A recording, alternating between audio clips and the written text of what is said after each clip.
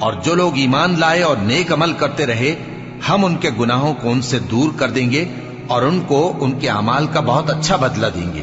اور ہم نے انسان کو اس کے ماں باپ کے ساتھ نیک سلوک کرنے کا حکم دیا ہے۔ اے مخاطب، اگر تیرے ماں باپ تجھے مجبور کریں کہ تو میرے ساتھ کسی کو شریک بنائے جس کی حقیقت کی تجھے واقفیت نہیں، تو ان کا کہا نہ مانیو۔ تم سب کو میری طرف لوٹ کر آنا ہے، پھر جو کچھ تم کرتے تھے میں تم کو جتا دوں گا۔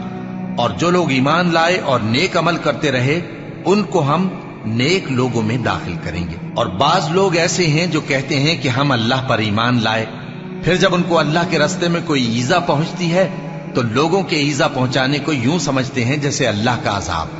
اور اگر تمہارے پروردگار کی طرف سے مدد پہنچے تو کہتے ہیں کہ ہم تو تمہارے ساتھ تھے۔ کیا جو اہل عالم کے سینوں میں ہے اللہ اس سے واقف نہیں؟ اور اللہ ان کو ضرور معلوم کرے